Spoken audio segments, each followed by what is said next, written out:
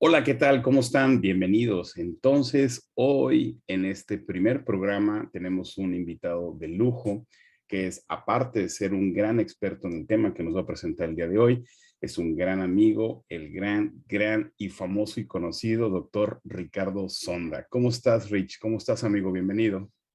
Doctor, gracias, amigo. Muchas gracias por la invitación. Gracias a tu público por prestarnos estos momentos, ¿no? Y poder charlar respecto a lo que es la industria turística.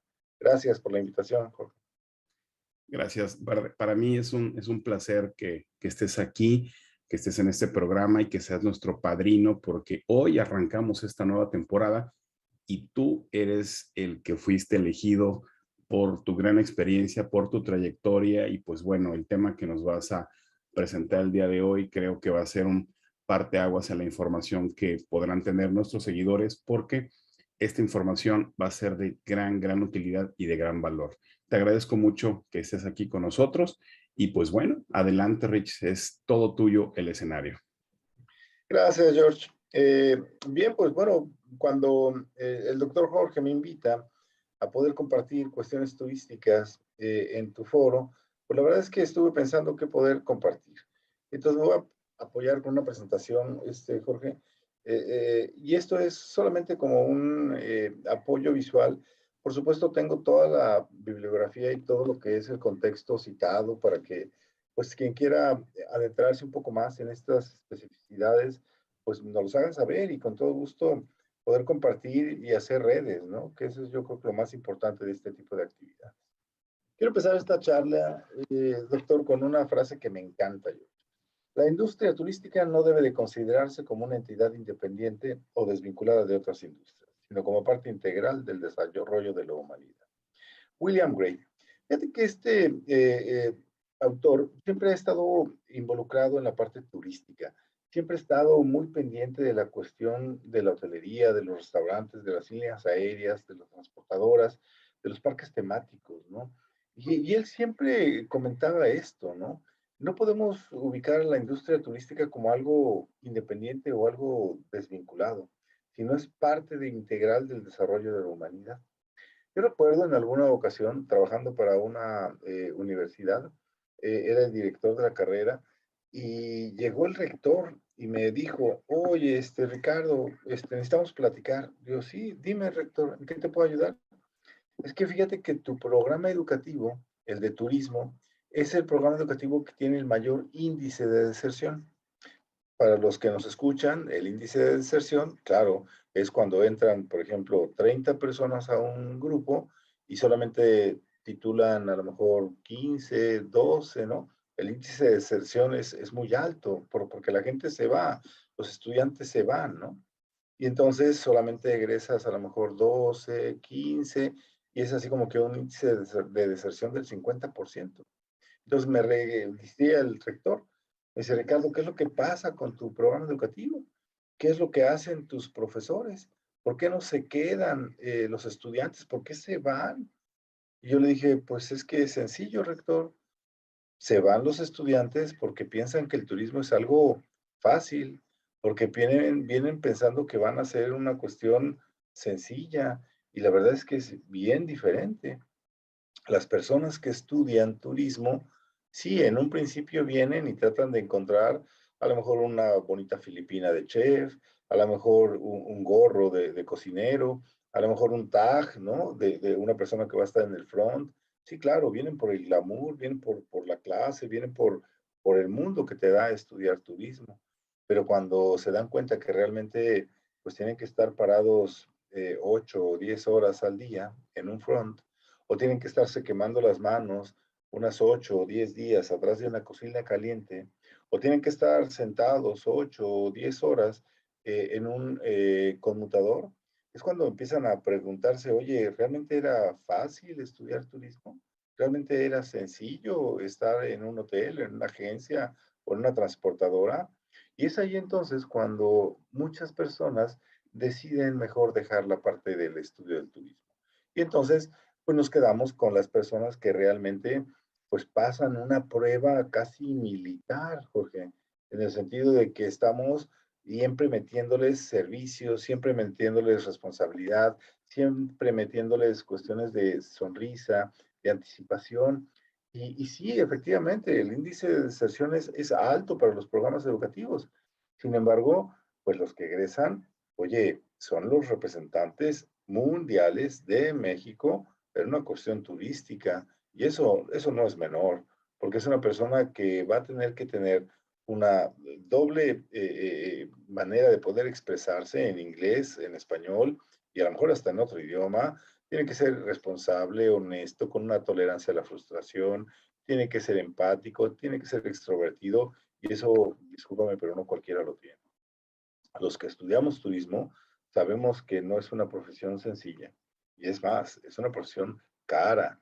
Yo siempre les he dicho a mis estudiantes que el estudiar turismo es un programa educativo muy caro.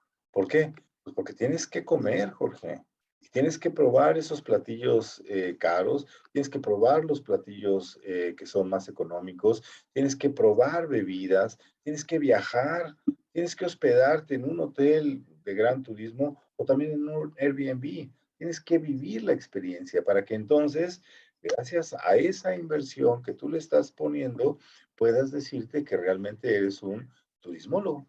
Porque no solamente vas a ser un turismólogo de oficina, sino una persona que estudia el fenómeno turístico desde todas las perspectivas, inclusive desde la perspectiva del turismo.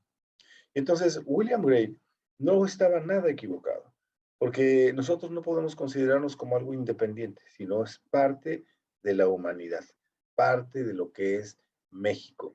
Por supuesto, México es líder en muchos sentidos en cuestiones turísticas, ¿no? Y es más, traje algunas estadísticas y algunas gráficas que nos van a ayudar a poder entender cuál es la peculiaridad del turismo a nivel mundial. Y fíjate que estas gráficas y estas estadísticas las tengo recientes, ¿eh? Las tengo, a lo mejor tienen un par de meses que salieron en la OMT.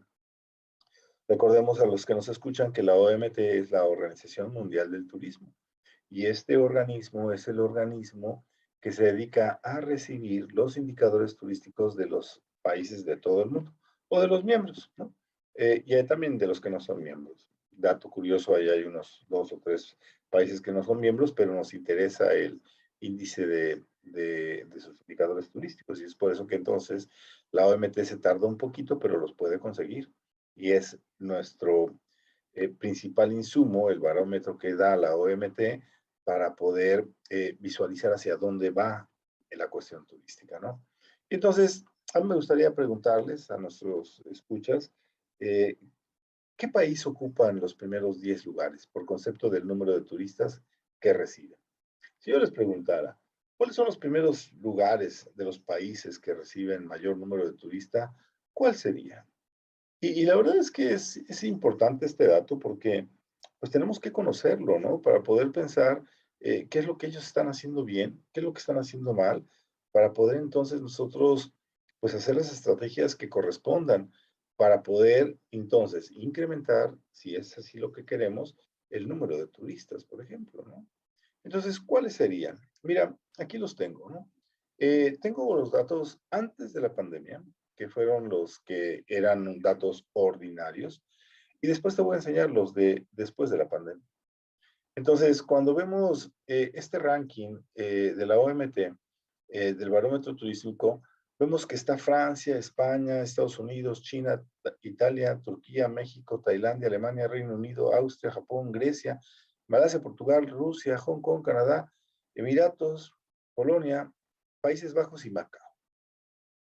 Yo soy un apasionado de las estadísticas y la verdad es que veo esto y cada vez me puedo preguntar más cosas, ¿no? Me puedo cuestionar muchas otras. Y la verdad es que siempre está abierto para el debate, ¿no? Porque estos datos no son fortuitos, porque son una cuestión multifactorial de por qué Francia está con esa cantidad de visitantes y por qué España está con esa cantidad de visitantes y por qué México está en el número 7, ¿no? A manera general, y te lo digo solamente a manera general, porque esto lo abordamos mucho en clase, ¿no? ¿Qué tiene Francia que tiene 90 millones de visitantes anuales en esa época antes de COVID. Ahorita vamos a ver las de COVID. ¿Qué tiene Francia, que tiene 90 millones de visitantes anuales, que no tenga México, que tiene 45 millones de visitantes? ¿No? Fíjate, México, bien, ¿eh? En primera de cuentas, yo te puedo decir que ahí, en estos datos, yo veo que México está peleando contra titanes. O sea, contra titanes. Es lo primero que tiene que salir a flote, ¿no? O sea, estás viendo que entonces México es el único país del continente americano, claro, después de Estados Unidos, y es el número 2, ¿no? O sea, pero después de México, bueno, están muy alejados todos los demás países, ¿no? Entonces México está en el top 10 y está peleando con titanes, ¿no? Entonces fíjate qué interesante, porque la primera pregunta sería, oye, y si México estamos bien, ¿podemos estar mejor? Puede ser. Ok, vamos entonces a ver qué tiene Francia, porque tiene 90 millones de visitantes y México tiene 45, ¿no? Me parece interesante porque muchas personas cuando yo hago esa pregunta dicen, es que Francia tiene la Torre Eiffel, ¿no? Sí, y nosotros tenemos la Torre Mayor en Ciudad de México, ¿no? Ya se ríen. Bueno, es que Francia tiene gastronomía y yo me río y digo, México tiene mucho más gastronomía que los franceses. Disculpen, yo no sé si hay algún francés, pero en el foro, pero es así, ¿no? O sea, México tiene mucho más gastronomía que Francia. Es que en Francia hay moda. Mira, sí, te la compro, pero ¿cuánto representa en visitantes la moda, no? Estados Unidos también tiene moda, Londres también tiene moda, ¿no? Y la verdad es que la respuesta es mucho más sencilla. Eh, la verdad es que Francia, por el lugar en donde está estratégicamente ubicado, es la puerta de entrada a Europa. Y entonces, fíjate qué interesante, fíjese qué interesante. Sí, Francia puede decir que tiene 90 millones de visitantes anuales y siempre va a ser el número uno, ¿eh? Desde que tengo uso de razón, siempre ha sido el número uno. Y es que Francia es una conexión que te permite rápidamente tener acceso a Europa. Si yo te preguntara o te invitara y te diría, Jorge, ¿por qué no nos vamos de vacaciones 15 días a Europa? Seguramente me dirías que sí. Y entonces nos vamos a ir. ¿Y por dónde se entra a Europa? Por Francia. ¿Cómo se llama el aeropuerto de París? El Charles de Gaulle. Charles de Gaulle es un aeropuerto que tiene mucha conexión. Y esta conectividad que hace que tú llegues de cualquier parte del mundo a París, hace que gracias a sus sistemas de tranvía, de tren, puedas rápidamente visitar Francia y después irte a demás países europeos. Lo interesante en esta reflexión es que, pues, preguntemos cuánto es la estancia promedio que tienen eh, las personas que visitan Francia, ¿no?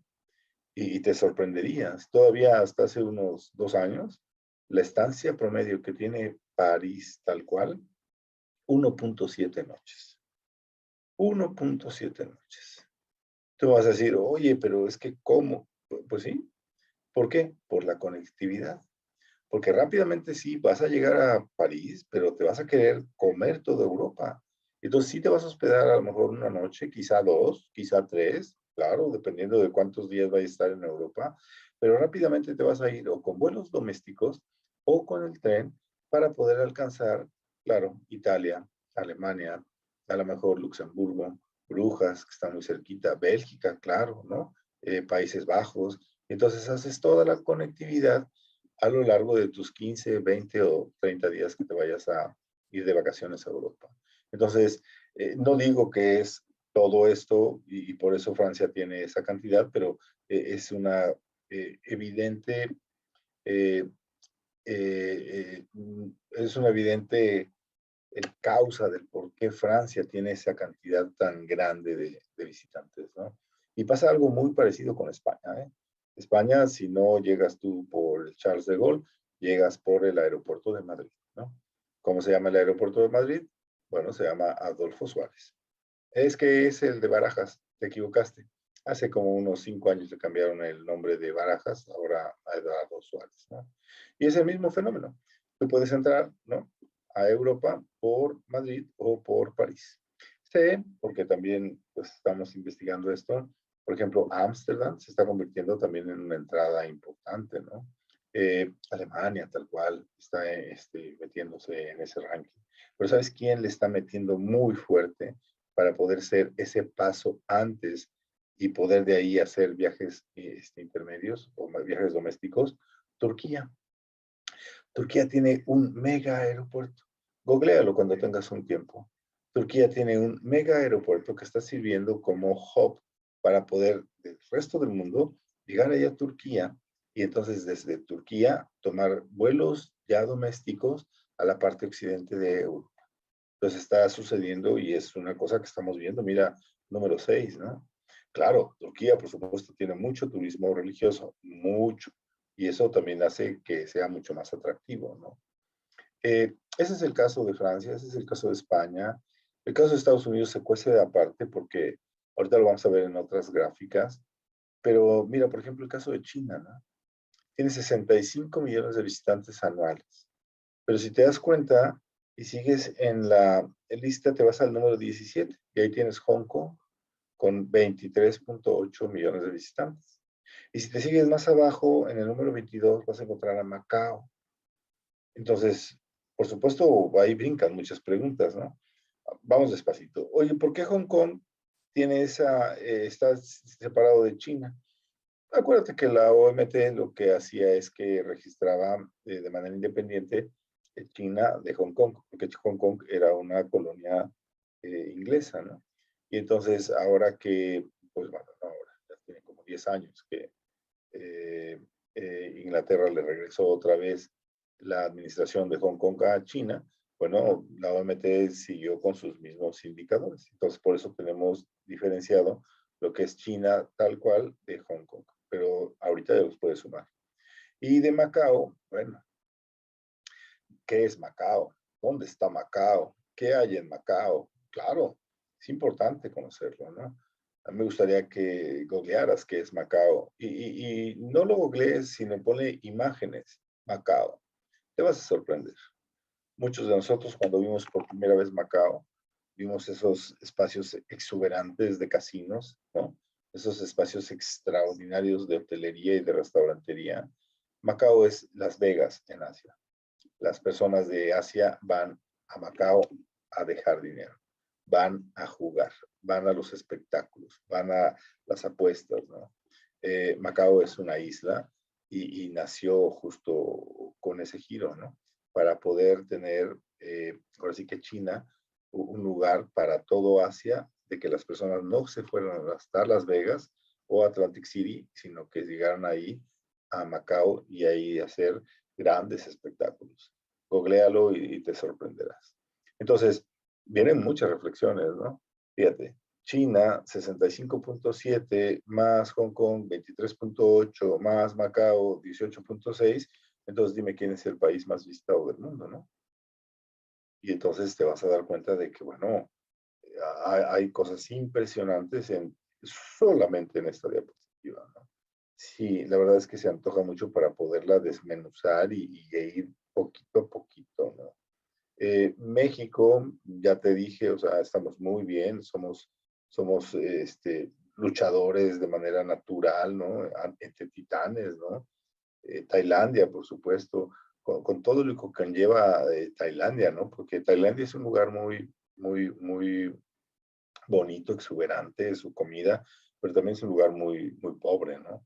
Y entonces, sí, hay muchas personas que van a Tailandia a hacer, no digo que todos, ¿eh? Van a hacer un turismo particular de ir a la naturaleza y a divertirse y a fumar y a tomar y a drogarse, ¿no? No digo que todos, pero ese Tailandia es un segmento que hay que también considerar porque quiénes son los que queremos que vengan a México, ¿no?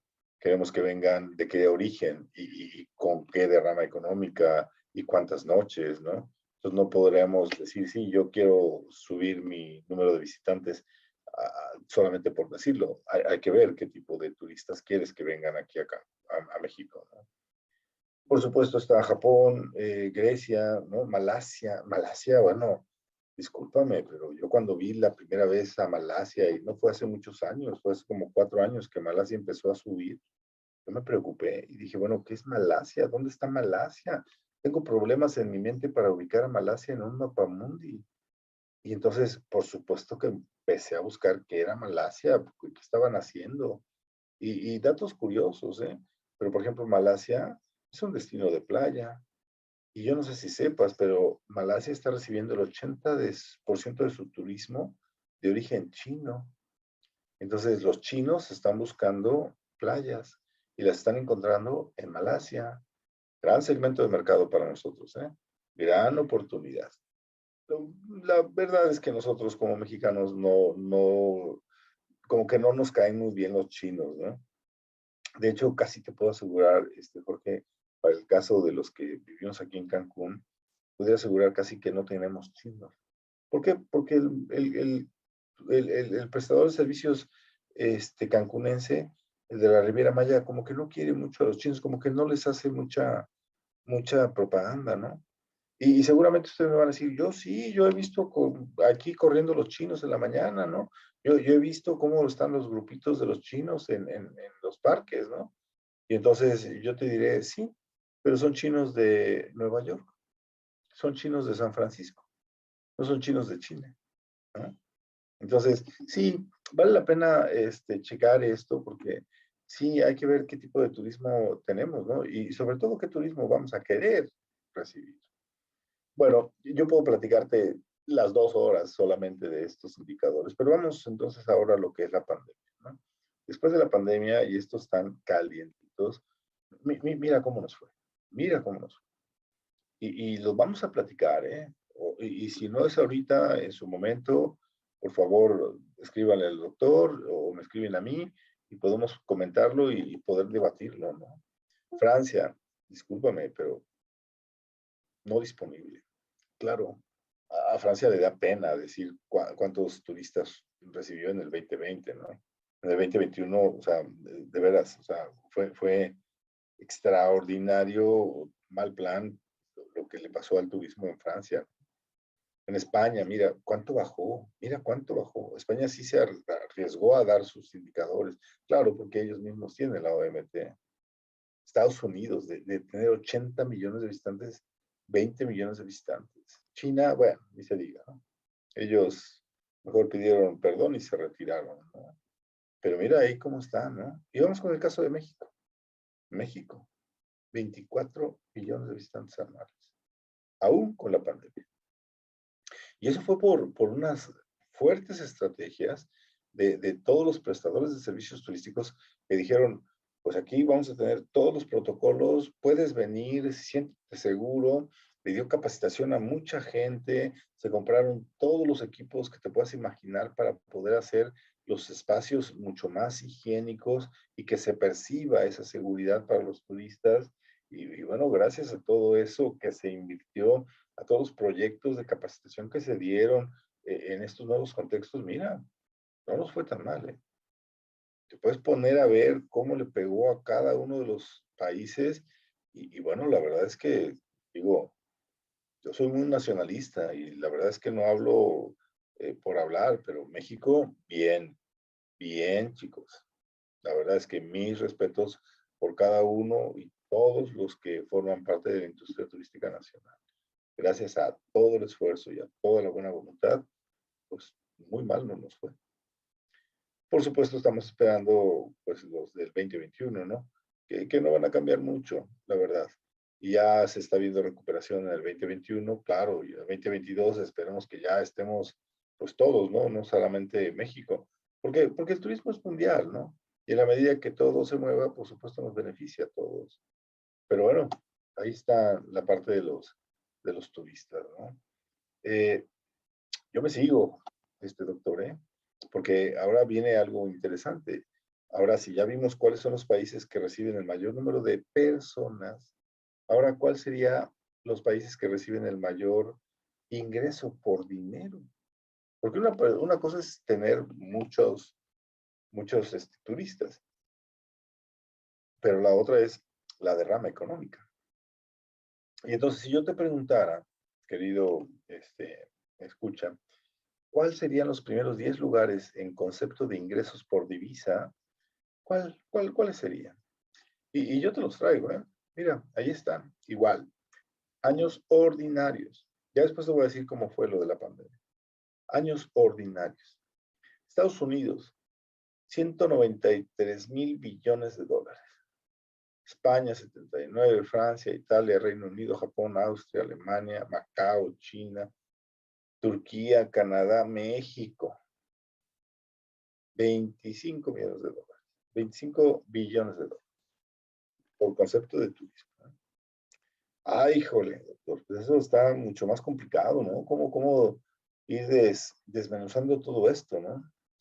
Pues la verdad es que, pues sí, ¿no? Se necesita de paciencia, se necesita de mucho cuestionamiento, de estar inconforme, en el buen sentido, ¿no? ¿Por qué estos países? ¿Por qué no otros países, no? Y siempre que hago este ejercicio con los estudiantes, yo les pregunto, ¿no? Oye, ¿por qué Estados Unidos es el número uno, no? ¿Qué tiene Estados Unidos, no? Porque si te acuerdas, en la gráfica anterior estaba primero Francia, después España, y después está Estados Unidos. Entonces, fíjate cómo ahí el factor estancia por noche, ahí afecta, ¿no? Porque Francia se baja, ¿no? Y entonces dices, oye, pues, ¿y por qué Estados Unidos se subió? Bueno, hay que verlo, ¿no? Porque a mí me queda claro que Estados Unidos no está triste porque no es el número uno en número de visitantes anuales. Digo, a Estados Unidos va a decir, ¿a mí qué? O sea, a mí no me importa ser el número uno, pero sí me importa que sea a donde dejen más dinero, ¿no? Y entonces, sí, claro, ¿no? Por supuesto, entonces tendríamos que preguntarnos qué hace Estados Unidos que no haga México, por ejemplo, ¿no? México recibió 24.6 billones de dólares por ingreso de turismo. Y Estados Unidos, 190, bueno, es una cantidad grosera, ¿no? ¿Qué hay en Estados Unidos? ¿Por qué Estados Unidos, no? ¿A qué se va a Estados Unidos? ¿Por qué Estados Unidos tiene esa cantidad tan impresionante de ingreso por concepto de turismo, ¿no? Bueno, a mí siempre me han dicho muchas cosas cuando hago esta pregunta. Seguido me dicen, es que Estados Unidos tiene parques temáticos, ¿no? Ok, puede ser, ¿no? No, es que Estados Unidos tiene casinos. Ok, sí, definitivamente, ¿no? Es que Estados Unidos tiene historia. No, no, nosotros le ganamos en historia, ¿no? Gastronomía, no, bueno, olvídate. Y yo siempre los paro, ¿no? Y les digo, a ver, ¿a qué se va Estados Unidos? ¿A qué se va? ¿Cuál es el segmento que maneja Estados Unidos? Y entonces empiezan a decir, bueno, pues es que, pues el de diversión. Ok, sí, te la compro, ¿no? Vas allá, te diviertes, ¿no? Y pagas, claro, ¿no? Disney, por supuesto, ¿no? Eh, la primera vez que alguien levantó la mano en algún foro y me dijo, es que Estados Unidos tiene esa cantidad porque tiene el concepto Disney, ¿no? Y yo dije, ah, caray, bueno, pues pues yo no tenía los datos, ¿no? Para poder darle una respuesta y decirle cuánto significa el concepto Disney a la economía de Estados Unidos, ¿no? A la economía turística. Y fíjate que ese día, o esa noche, me puse a investigar cuánto significa el concepto Disney en la economía turística y me encontré datos escalofriantes. Jorge. Yo no sé si tú sabías, o los escuchas están ya con esa información, pero préstame tu atención.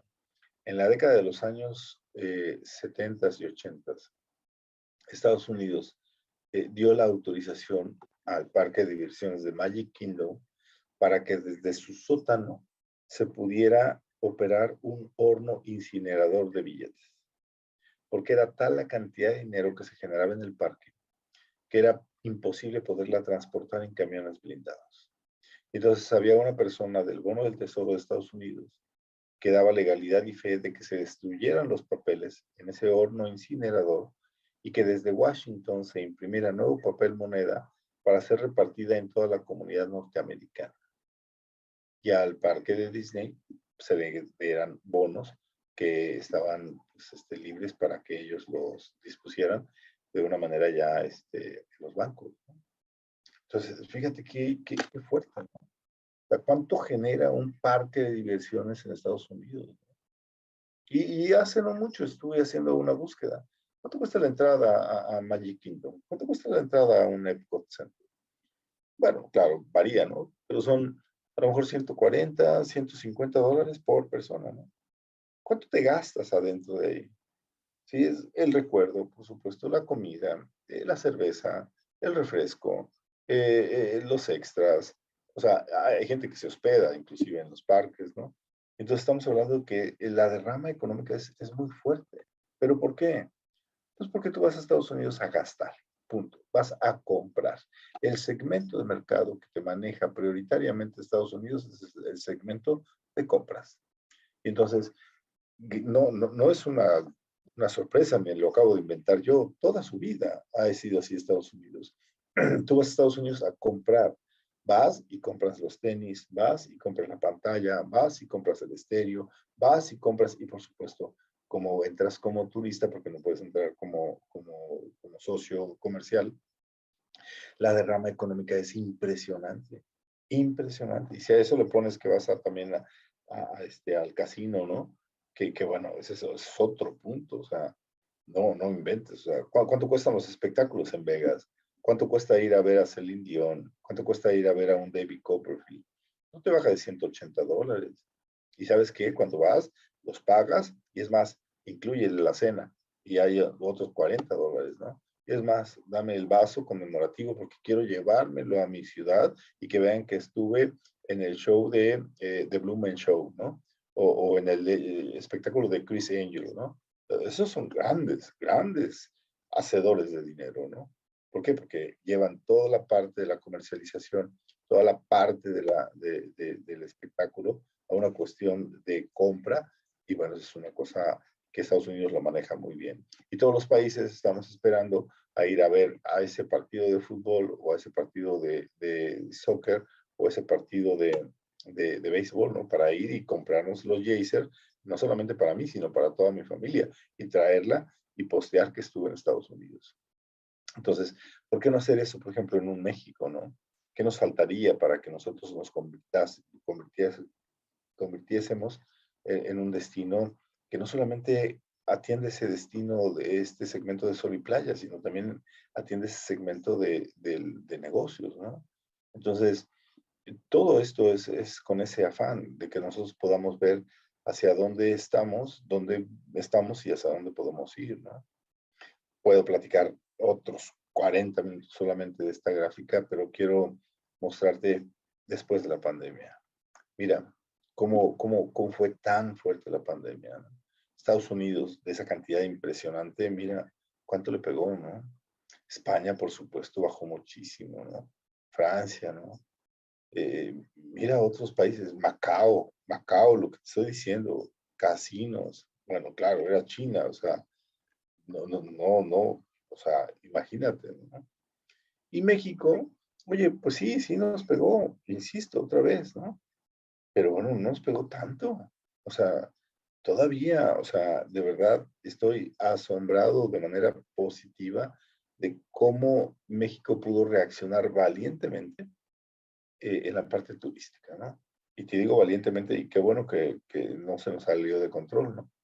Pero la recuperación turística que ha tenido México como destino ha sido muy reconocida por mucho, ¿no? Ya entonces me vengo acá al Caribe, ¿no? Y estoy, pues ahora sí que preparando mi cierre en el buen sentido, porque es importante ver cómo está el movimiento turístico en el mundo, ¿no? Si yo te preguntara cómo estamos aquí en el Caribe, ¿no? ¿Quiénes son los países que reciben el mayor número de turistas en el Caribe? Bueno, ahí están, ¿no? No está en orden, ¿eh? No está en orden. Cuba cerró su ingreso con 4.2 millones de visitantes, ¿no? Jamaica 2.6, Puerto Rico 3.1, Bahamas 1.8, la Dominicana 6.4 y el Caribe mexicano, 22.8 millones de visitantes anuales, ¿no? Si te acuerdas, teníamos nosotros 45 millones de visitantes en México y el Caribe mexicano le mete la mitad. Y entonces tú me vas a preguntar, o sea, ¿cómo, doctor? O sea, ¿el Caribe mexicano le mete la mitad de turismo a México? Sí. O sea, y define Caribe mexicano. Quintana Roo. O sea, los responsables de meterle la mitad del turismo a México es el estado de Quintana Roo.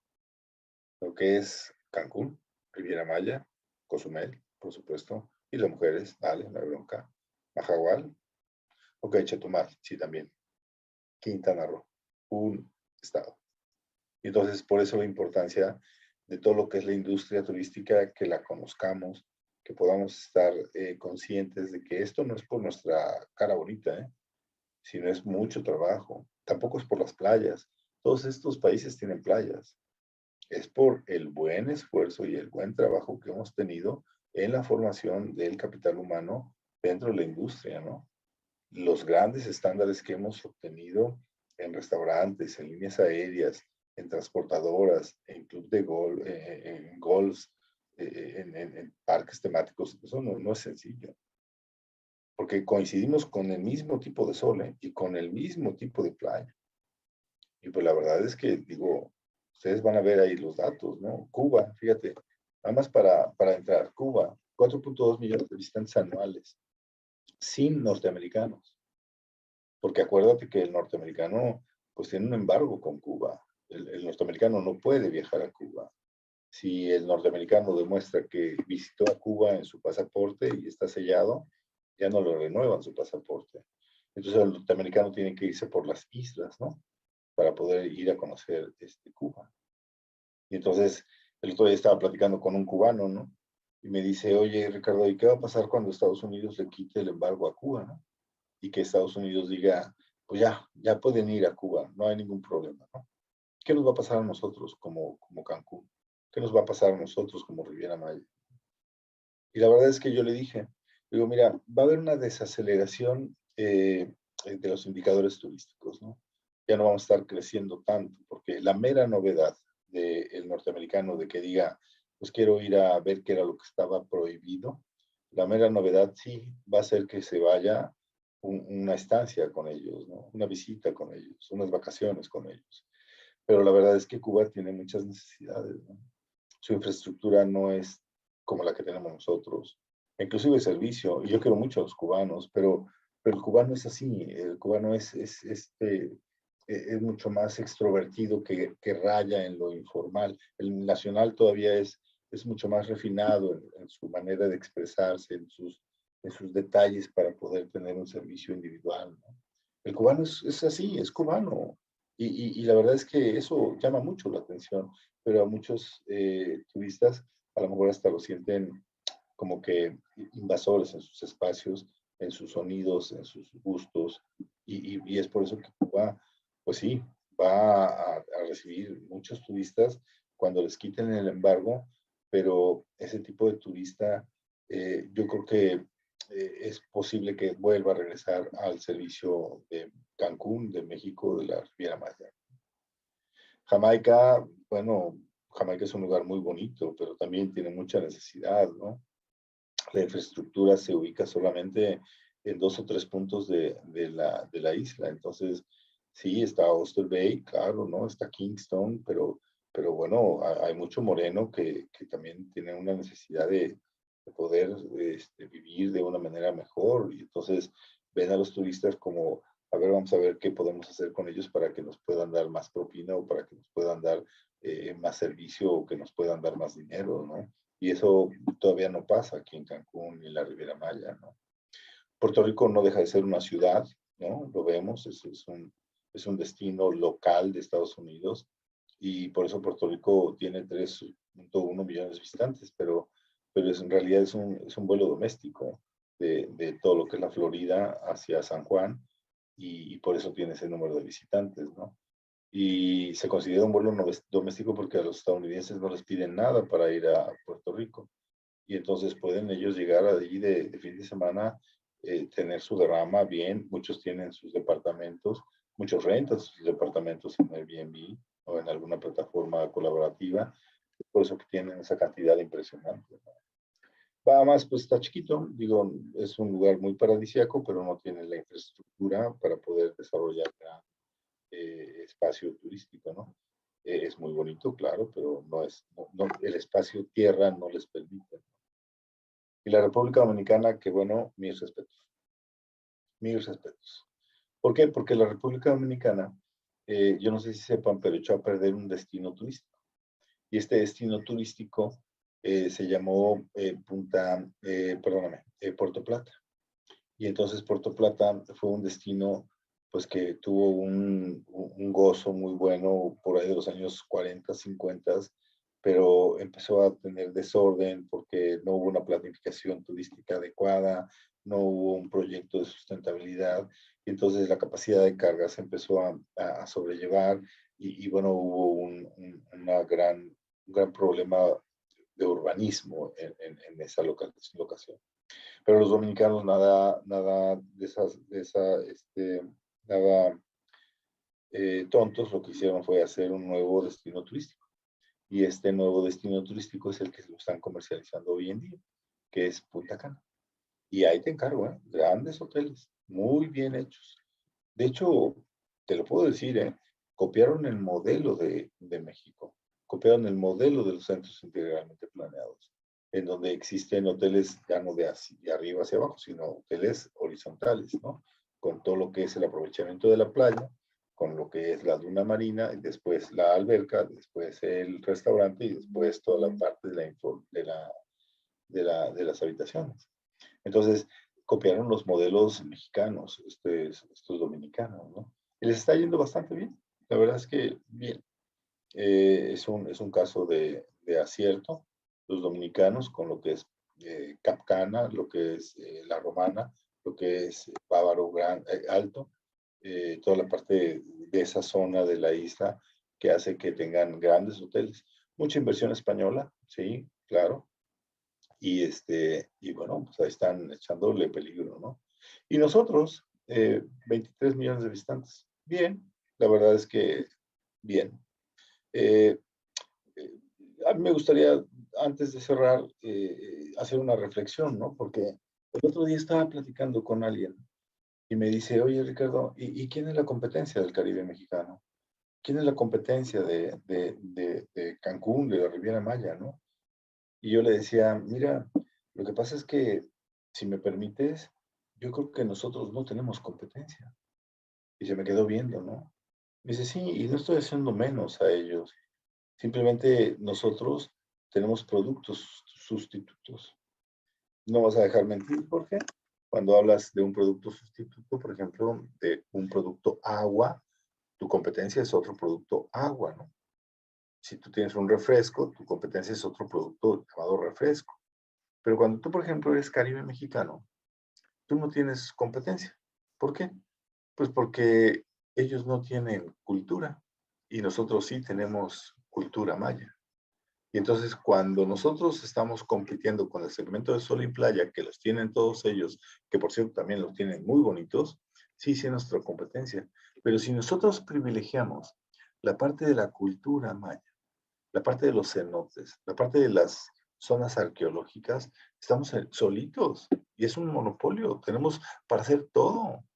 Por eso yo siempre he sido enfático que esos proyectos que se desarrollen en torno a la cultura maya son los que van a poder tener más turistas.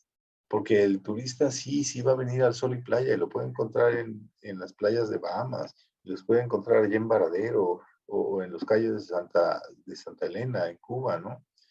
Pero el que encuentres en esos destinos una cuestión auténtica, cultural, mexicana, maya, no, bueno, ya me estoy emocionando, pero hablar, por ejemplo, del Tren Maya, bueno, eso si quieren ya lo platicamos en otra cápsula, ¿no? El hacer un circuito justo como lo está haciendo Europa, de conexión por tren, ahora con un tema que es el Maya, que pueda conectar y que pueda hacer que las derramas económicas sean mayores y las estancias sean mucho más prolongadas, ya pues, creo que me gustaría tener salud como para poder ver si este gran proyecto nos va a beneficiar como lo está haciendo en los circuitos en Europa y más ahora aquí en esta parte de territorio nacional, ¿no? Eh, Después de la pandemia, mira, ¿no? Cómo nos ha ido y México, el Caribe mexicano, bueno, nos ha pegado mucho, pero siempre ha sido una cuestión muy valiente el afrontar estas cuestiones de la pandemia, ¿no? Eh, pues creo que con esta gráfica cierro mi presentación. Fíjate, en el año 2019 y en el 2020, ¿no? Todo lo que recibió México en millones de dólares, por supuesto, ¿no? El inventario turístico. Una de las cosas que se investigó en estos tiempos de la pandemia y podemos concluir que aunque no hubo tantos turistas, siguieron construyéndose habitaciones de hotel. Entonces el inventario turístico se incrementó. Y no solamente hablo de Cancún y Isla Mujeres, sino también se incrementó el inventario turístico de la Riviera Maya, que es Puerto Morelos, Solidaridad, Cozumel y Tulum. Y entonces, sí, estamos recuperándonos y por supuesto yo creo que nos va a ir mucho mejor en este 2022, ¿no? El 2021 ya tiene una recuperación notable y ahora vamos entonces por el 2022, ¿no? Pues eso era lo que tenía para compartirles. La verdad es que, pues muchas gracias por la presentación y por la oportunidad, Jorge, de poder estar con ustedes y bueno, compartir solamente un pedacito de lo que son los indicadores turísticos. Ya después platicaremos de destinos turísticos y por supuesto ya si quieres en otra charla platicaremos de quienes trabajan en estos destinos turísticos. Wow. Me quedé sin palabras. De verdad que es increíble cómo México ha puesto al tú por tú con estos titanes turísticos y a veces se nos olvida el potencial que tenemos, ¿no? Las zonas arqueológicas, ser parte del Caribe mexicano, la ubicación estratégica en América, la conectividad, el idioma, la manera de ser de los mexicanos al tratar de manera fabulosa al turista. Es increíble, ¿no? Increíble todo lo que se ha hecho. Esta reflexión de lo que pasó antes de la pandemia y después de la pandemia me dejó con la boca abierta porque yo no tenía los datos de lo que había sucedido después y aquí nos ilustraste de una manera muy clara. Es increíble el Rich. Yo creo que muchos de los que nos están viendo aquí abajo en la caja de comentarios, en el espacio donde ustedes pueden libremente comentarnos, allí les agradecería mucho que pusieran su punto de vista de lo que están viendo de estas cifras. Yo creo que la reflexión con China siempre me ha llamado la atención lo un poco tramposo, ¿no? Que es dividir Hong Kong con Macao, ¿no? Pareciera que no quieren poner a China el número uno, ¿no? Pareciera que es más un tema psicológico, ¿no? De no Yes. ponerlo ahí. Y también, curiosamente, siempre el dato que anuncian es el país que más turistas recibe. Pero esa segunda gráfica del país que más ingresos por turismo tiene, esa como que casi no la mencionan, ¿eh? Y lo que dices de Estados Unidos es, diga lo que quiera, ¿no? A final de cuentas yo estoy lleno, ¿no? No me importa que no me pongan en el primer lugar. Entonces, es siempre muy revelador el poder saber cómo está este ranking y ver cómo México ha podido, pues, mantenerse en ese top.